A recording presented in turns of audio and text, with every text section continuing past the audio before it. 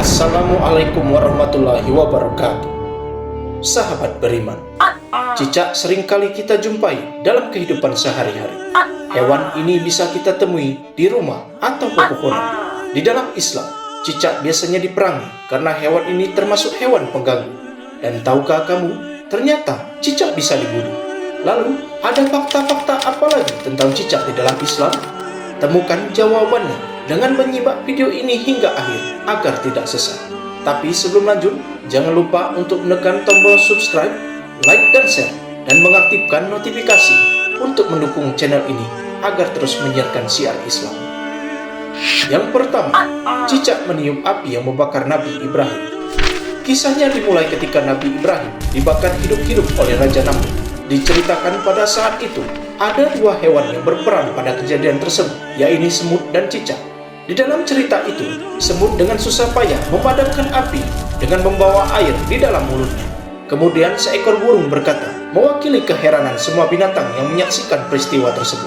Tidak mungkin setetes air liur yang ada di mulutmu mampu memadamkan kobaran api yang sangat besar itu, sahut si burung. Namun kemudian semut menjawab, memang air ini tidak akan bisa memadamkan api itu, tapi ini kulakukan, paling tidak semua akan melihat bahwa aku di pihak yang mana. Di sisi lain, cicak ikut meniup api yang dibuat oleh Raja Namrud agar semakin membesar.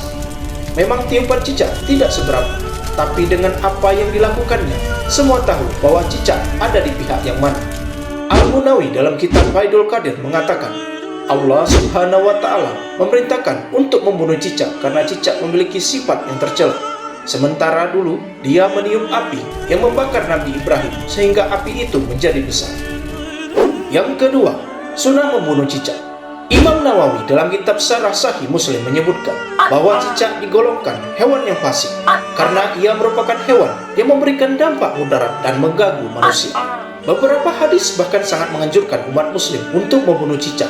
Dikisahkan oleh Sa'ad bin Abi Waqqas radhiyallahu bahwa Nabi Shallallahu Alaihi Wasallam memerintahkan umatnya untuk membunuh cicak, dan beliau menyebut cicak sebagai hewan fasik atau pengganggu. Hadis riwayat Muslim. Berlanjut dari hadis tersebut, Ibnu Majah meriwayatkan sebuah hadis yang mengisahkan bahwa ia bertemu dengan Aisyah dan melihat di rumahnya terdapat sebuah tombak yang tergeletak. Dia pun bertanya kepada Aisyah, wahai ibu kaum mukminin, apa yang engkau lakukan dengan tombak ini? Aisyah menjawab, kami baru saja membunuh cicak-cicak. Sesungguhnya Nabi Shallallahu Alaihi Wasallam pernah memberitahu kami bahwa tak kala Ibrahim alaihissalam dilempar ke dalam api, tak satu pun binatang di bumi saat itu kecuali dia akan memadamkannya, kecuali cicak yang meniup-niupkan apinya. Maka Rasulullah Shallallahu Alaihi Wasallam memerintahkan untuk membunuhnya. Hadis riwayat Ibnu Majah. Yang ketiga, cicak dapat menyebabkan kusta. Kusta merupakan suatu penyakit yang bisa menyerang kulit. Penyakit ini menyebabkan kecacatan, namun ternyata cicak dapat menyebabkan penyakit tersebut.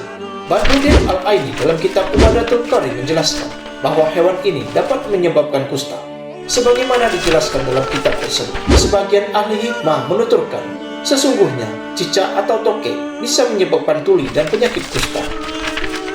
Cicak tidak dapat masuk rumah yang di dalamnya ada minyak zafaran. Ia bisa menguning dengan mulutnya dan memutih. Dituturkan untuk cicak berukuran besar bisa meracuni dan membuat kulit menjadi kusta dengan cara meludahkan ke dalam wadah. Kemudian manusia mengambilnya, maka hukumnya menjadi makruh.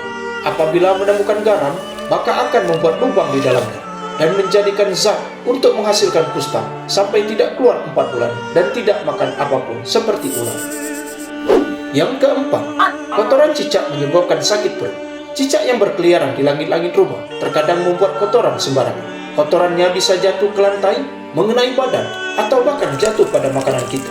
Dilansir dari halosehat.com, kotoran cicak mengandung bakteri E. coli yang menyebabkan sakit perut apabila masuk ke dalam tubuh. Yang kelima, pahala membunuh cicak.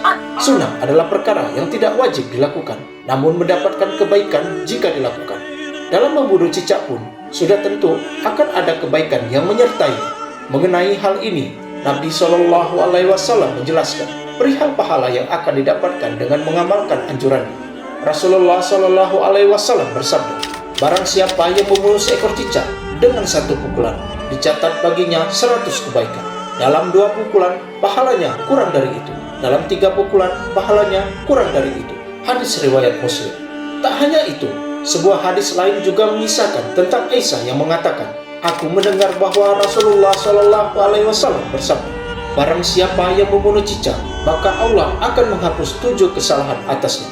Hadis riwayat Tabarani. Lalu, mengapa diberikan kebaikan bagi membunuh cicak dengan pukulan-pukulan tertentu? Imam An-Nawawi dalam kitab Al-Minhaj Syarah Sahih Muslim menjelaskan bahwa anjuran membunuh cicak dalam hadis itu karena ia dapat menularkan penyakit. Membunuh hewan ini dengan pukulan tertentu karena semakin cepat dibunuh, maka akan semakin membuat diri kita aman dari penyakit. Sahabat beriman, hewan ini dianjurkan untuk dibunuh karena dapat membahayakan kita, bukan karena alasan yang lain, apalagi karena dendam atas Nabi Ibrahim. Seperti yang dijelaskan dalam hadis Rasulullah Shallallahu Alaihi Wasallam bersabda, tidak boleh ada bahaya dan tidak boleh membahayakan. Hadis riwayat Ibnu Majah dan disahihkan Albani dalam Irwa Al-Ghalib. Jadi, apabila memang cicak yang ada di sekitar kita itu membahayakan manusia atau meracuni makanan, maka dibolehkan bagi kita untuk membunuh cicak tersebut.